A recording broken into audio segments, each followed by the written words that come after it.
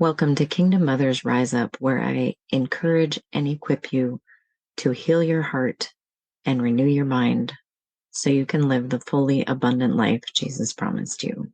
Let's go. It's time to move. Welcome to today's episode of Kingdom Mothers Rise Up. We're talking about how emotions are involuntary, like when we blink our eyes because something's coming at our face. We are designed with that response. We're blinking our eyes because something is coming and it might not be safe, and our emotions are similar. Something happens and we have an emotional reaction. Then we choose how to respond to the emotion that we're feeling. But the initial feeling itself is involuntary. We're just feeling what we're feeling. And those involuntary emotions have messages for us. So there's times that we're going to be angry or sad or feel other emotions that we might not want to feel, but we have the responsibility to determine how we respond out of how we feel. So you're not necessarily responding or necessarily how you feel in this involuntary emotion. You can choose to partner with an emotion long term. You can choose that I'm going to focus on joy or gratitude, or I'm going to wallow in self-pity. But for these involuntary emotions, these things that just come up, you're responsible for what you do out of them. You can't really control which emotions come up. So you choose what you do with how you feel when you can't choose how you feel. So when you're choosing how to respond, you want to step back a little bit and first ask, what am I feeling? And are there emotions there that you can name? And there's emotions words list and charts and like emojis and all these things now you can look at to help you if you don't feel like you can name what that emotion is. But then you can be curious that what could these emotions do for me? What are the messages that are here? Some of the messages will reveal lies or wounds that need to be worked through and healed. But there also might be messages like, this is new. I need to learn this. I don't know what this looks like. It's giving you information of whatever is coming. You're feeling this emotion for a reason. So dig into what is the reason. Was there misunderstanding? Does it remind you of something in your past? Was a boundary violated? Was something hurtful said? Like all of these different things give you information, and then because now you have information, you can make a wise choice. So is there someone you need to talk to? Do you need to take a break? Do you need to celebrate? In the process of launching Mess to Majesty, Let God Love You in Your Mess, which was my third book, I was feeling all kinds of emotions.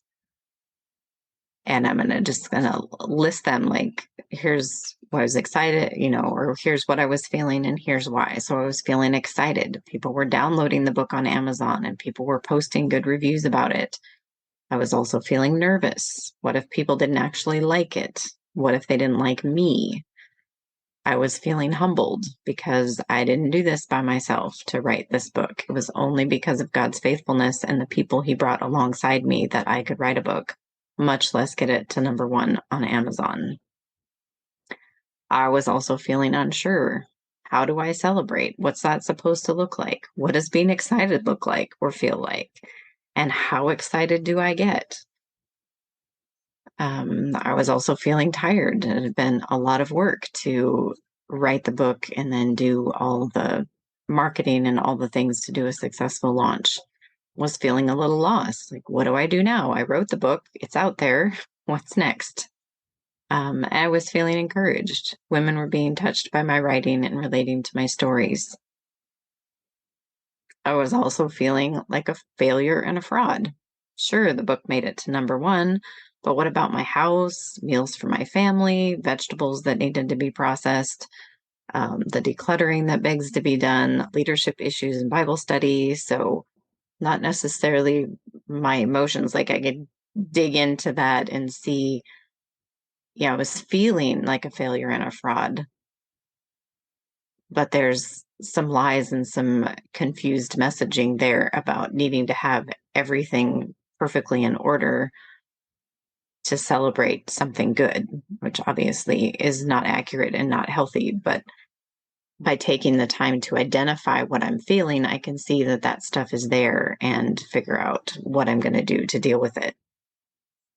Some of the messages I got from putting all of that down was that I did need a break. I needed to reprioritize before launching any other projects so that I wasn't neglecting my home and my family because I was pursuing a project.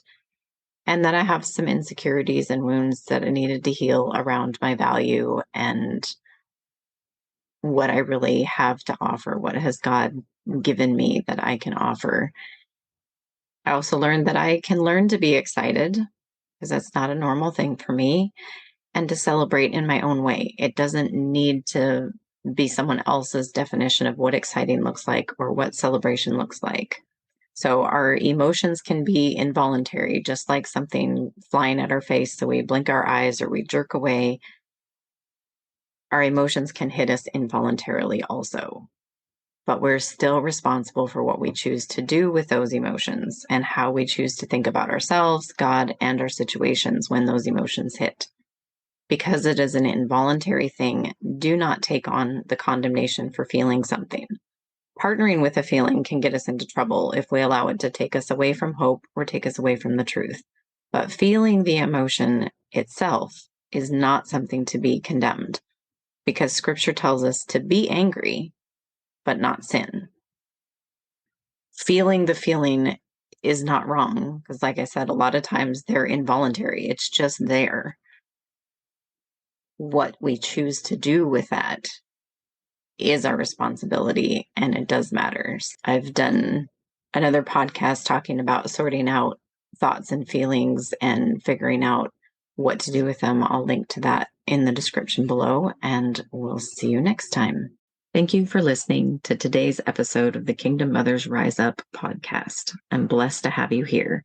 If you'd like to continue the conversation, you can join us in the Kingdom Mothers Rise Up Facebook community. When you're ready for more support, I have the Heart Doodling with Jesus monthly membership, periodic group coaching, and one-on-one personalized coaching as well. Thank you so much for being here, and I'll see you next time.